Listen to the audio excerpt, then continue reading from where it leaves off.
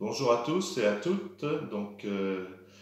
Nous allons commencer le message pour aujourd'hui.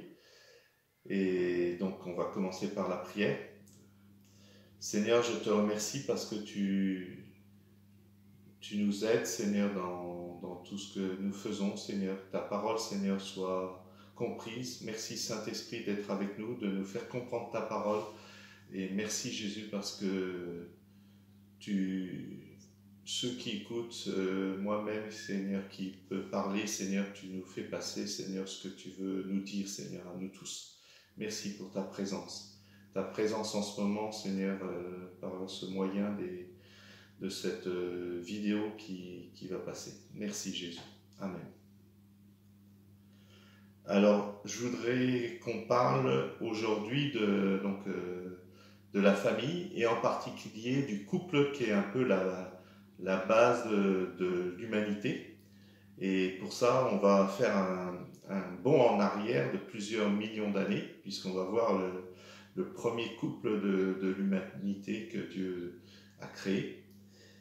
Et on va lire dans Genèse, chapitre 1, versets 26 à 28.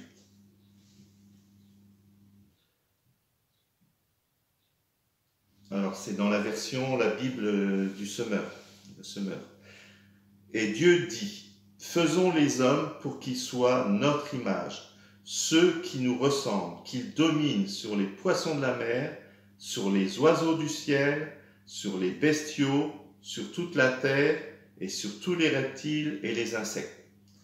Dieu créa les hommes pour qu'ils soient son image. Lui, il les créa pour qu'ils soient l'image de Dieu. Il les créa hommes et femmes. Dieu les bénit en disant « Soyez féconds, multipliez-vous, remplissez la terre, rendez-vous-en maîtres et dominez les poissons des mers et les oiseaux du ciel et tous les reptiles et les insectes. » Et on peut sauter au verset 31, lire ce petit bout. « Dieu considéra tout ce qu'il avait créé et trouva cela très bon. » Ça, c'était donc le 6e jour de la création. Donc Dieu avait tout préparé par avance et ensuite il a placé comme on prépare la chambre d'un bébé, il a placé l'homme et la femme au milieu de toute notre merveilleuse terre. Et ensuite, il leur a dit d'être féconds, de se multiplier, de remplir la terre. Et ce couple a été créé à l'image de Dieu, hein, comme le pasteur Magloire dimanche dernier a parlé que nous avons personnellement une valeur inestimable, et donc un couple, c'est encore une valeur encore plus inestimable. Et on n'a pas de prix, quoi. Et c'est ce que le président aussi de la République a dit, que quoi qu'il en coûte, hein, donc pour l'être humain, hein, pour la vie, dans cette guerre un peu contre un virus, ce virus invisible, la vie a de l'importance. Et ce qui était formidable pour Adam et Ève, donc ils avaient tout pour être heureux, hein, ils étaient placés sur la terre, et le problème c'est que justement ils avaient une seule chose à ne pas faire, justement dans le jardin, dans ce jardin d'Éden, c'est de ne pas manger du fruit de l'arbre de la connaissance du bien et du mal. Et à partir du moment de cette désobéissance de manger ce fruit qui a fait basculer notre humanité un peu dans le chaos. Et on voit aujourd'hui tous les désastres et les malheurs qu'il y a eu sur notre terre. Et malheureusement, ce n'est pas ce que Dieu voulait au départ. Il voulait simplement que Adam et Ève vivent heureux. Donc heureusement, Dieu avait un plan, et on sait que c'est Jésus qui est venu pour sauver toute l'humanité. Et donc il est venu pour mourir sur la croix, mais il est ressuscité. Donc c'est la bonne nouvelle, c'est qu'il est ressuscité. Et encore une autre bonne nouvelle, c'est qu'il revient bientôt. Bientôt, Pour Dieu, le temps n'a pas d'effet, puisqu'un jour c'est comme 1000 ans, et 1000 ans sont comme un jour. Donc, mais on sait que Jésus va revenir bientôt et rétablir toutes choses. Mais avant qu'il revienne bientôt, il a besoin d'hommes et de femmes et de couples qui soient en lui, en Jésus-Christ, et qui puissent, puisqu'il a dit qu'il est avantageux que je parte, que je m'en aille, parce que je vous laisse mon esprit, je vous laisse le Saint-Esprit.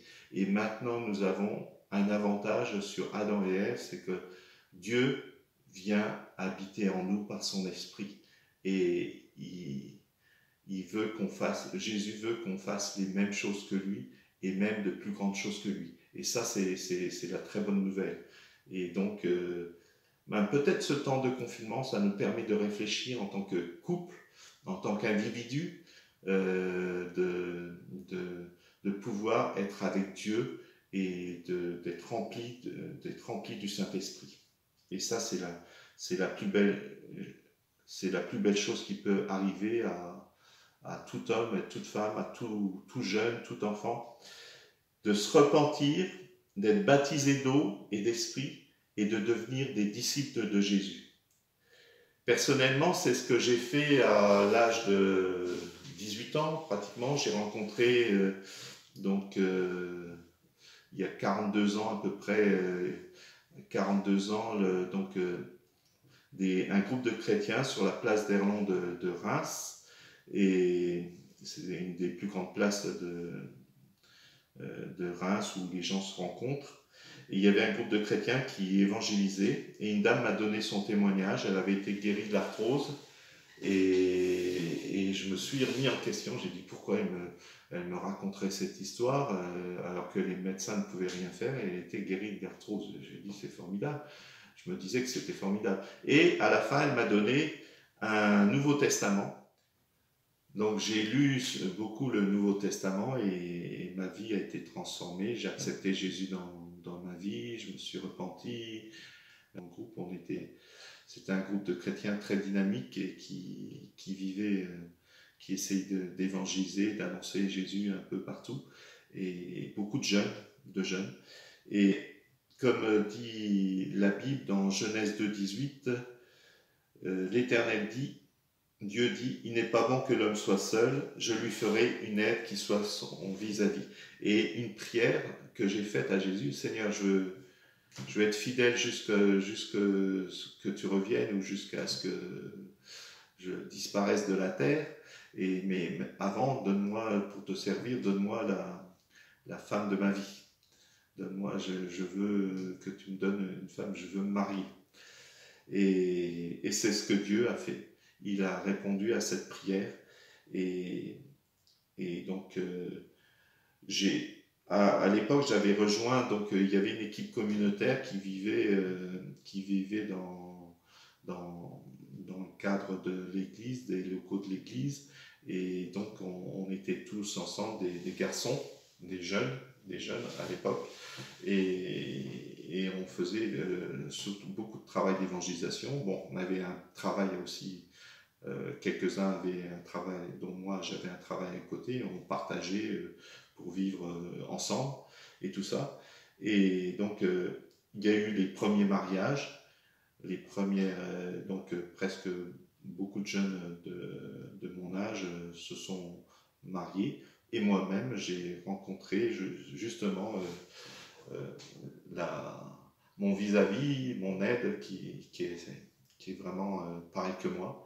Et ça, c'était un soir d'évangélisation. On faisait toujours sur cette même place d'Erlon, on faisait d'évangélisation. Après cette soirée d'évangélisation, je lui ai demandé si elle voulait devenir ma femme, et elle m'a dit oui. Et c'était un des grands jours de ma vie. Et Dieu s'est marqué pour Adam et Ève, donc Dieu les bénit. Genèse 1, 22, donc pratiquement quelques mois plus tard, on s'est mariés. Et Genèse 1, 22 nous dit « Soyez féconds, multipliez-vous, remplissez la terre Et donc c'est vrai qu'aujourd'hui, on a atteint plus de 7 milliards de personnes. On fait partie de ce petit maillon de familles, de couples qui a rempli la terre. Et aussi, en tant que personnel, Dieu fait des promesses, chaque couple personnellement, surtout ceux qui vivent en Jésus-Christ. Et on a reçu de belles promesses. C'est Jérémie 32, versets 39 à 41. Je vais vous le lire. Et je vais le mettre au présent, parce que c'est actuel aussi, ça s'est accompli en grande partie. Je leur accorde un cœur et une conduite qui me soient entièrement dévoués, afin qu'ils me révèrent toute leur vie durant, et cela pour leur bien et pour celui de leurs enfants après eux. Je conclus avec eux une alliance éternelle par laquelle je ne les délaisse pas, mais je leur fais du bien. Je les amène à me révérer de tout leur cœur pour qu'ils ne se détournent plus de moi. Je trouve ma joie à leur faire du bien. Je les plante ici dans ce pays, oui. Je le fais de tout mon cœur et de toute mon âme. Et c'est vraiment ce que Dieu a fait pour nous. Donc il nous a bénis et surtout il nous a donné une belle famille. Et surtout ce que je voudrais insister, c'est que Dieu a mis vraiment un même cœur. Donc on sait que un même cœur, c'est d'avoir les mêmes pensées. Le cœur, ça représente, le cœur physique représente les pensées, donc d'avoir la même pensée. Et quand on prie pour avoir un même cœur, et puis donc une même pensée, ben les actes, la conduite, notre conduite, elle est la même aussi, parce qu'on a avancé dans le même sens dans la vie. Et Dieu nous a accordé vraiment trois magnifiques enfants, et qui sont maintenant des adultes. Et je sais qu'il continue avec nos enfants qui veulent vraiment suivre Dieu et faire le bien autour d'eux. Et ça, c'est formidable d'avoir une grande famille, enfin une grande famille qui veut aller de l'avant. Et je prie pour que aussi nos couples, nous puissions vraiment marcher ensemble dans la même pensée, un même cœur, et donc donc pouvoir rentrer dans les œuvres que Dieu a préparées pour chacun d'entre nous. Le psaume 127, versets 2 et 3 aussi, je voudrais lire, c'est une promesse. Voilà, ce que j'ai dit, des fils, voilà aussi ce que Dieu nous a donné le jour de notre mariage. Des fils, voilà bien l'héritage, oui, des enfants sont une récompense. Ils sont pareils aux flèches dans la main d'un archer. Et nos trois enfants donc, sont notre héritage et notre récompense. Aussi, on a reçu une promesse à notre mariage, le psaume 128, verset 6, je lis que la fin de ce psaume. Tu verras les enfants de tes enfants, que la paix soit sur Israël. Et on voit déjà deux petites filles, en attendant la suite des prochains petits-enfants. Donc on a deux petites filles, une petite Marseillaise, Lisa qui est la plus grande, et notre petite dernière, Nora, qui vit aussi, elle, en Amérique, une petite Américaine, qui est née à Toronto l'année dernière. Et on verra que la paix soit sur Israël tous les jours de notre vie. Maintenant, cela fait presque 38 ans de mariage, avec Jésus au centre de notre couple, et nous ne regretterons rien, car notre amour est encore plus fort depuis ces années, donc même mieux qu'au début. On a passé des épreuves, mais Dieu n'a pas permis que ces épreuves soient au-dessus de nos forces, et il nous a donné de passer le moyen d'en sortir, comme dit la parole de Dieu. Et là, actuellement, comme vous tous, on passe cette épreuve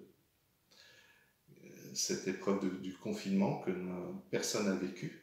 Et donc, on sait que Dieu prépare aussi quelque chose, il nous donne le moyen d'en sortir.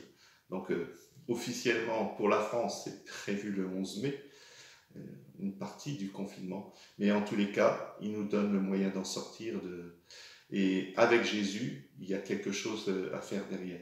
Et je crois que Jésus, il faut laisser Jésus nous conduire par son esprit, dans nos couples déjà, ou même personnellement, nos familles, et même si, si nous sommes seuls, laissons le Saint-Esprit nous conduire, parce que c'est Jésus ne nous laisse pas tomber. Et il a dit qu'il est avantageux que je m'en aille, Jésus, jusqu'à ce que je revienne, mais il ne nous a pas laissé seuls, il nous a laissé le Consolateur, le Saint-Esprit qui vit en nous et qui veut se manifester chaque jour pour nos vies, parce que Dieu compte nos cheveux, il compte nos pas, il compte même nos larmes. Hein, donc Dieu voit tout ce que nous vivons quotidiennement et chaque seconde de notre vie. Donc il enregistre tout.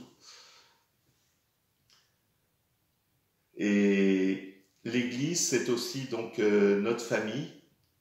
Donc aimons Dieu de tout notre cœur, de toute notre force, comme il est dit, et aimons-nous les uns les autres. Hein, c'est le nouveau commandement, un commandement nouveau qui date depuis l'éternité, depuis 2000 ans au moins. Jésus nous l'a redit, aimons-nous les uns les autres, devenons tous des disciples accomplis.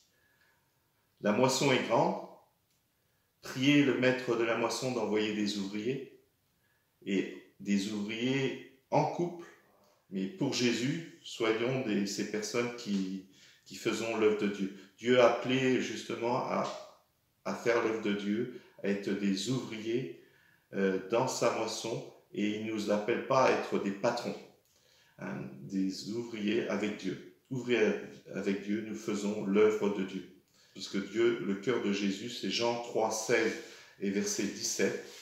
Hein, c'est Dieu a tellement aimé le monde qu'il a donné son Fils afin que quiconque croit en lui ne périsse pas, mais qu'il ait la vie éternelle. Et Dieu n'est pas venu pour juger, il est venu pour sauver. Et il veut sauver un grand nombre. Et ça, il le fait à travers chacun d'entre nous, à chaque personne, mais chaque couple, chaque église locale, les unes avec les autres et avec l'église, avec le grand E, pour le monde entier. Voilà. Donc je vais laisser ma femme prier pour terminer ce message, et puis aussi que chacun d'entre nous soyons bénis.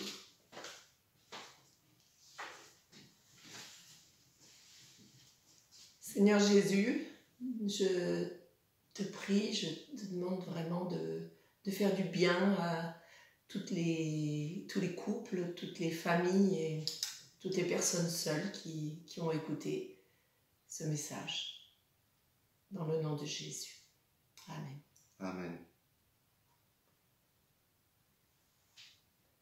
Bonne suite à tous, à bientôt. Au revoir.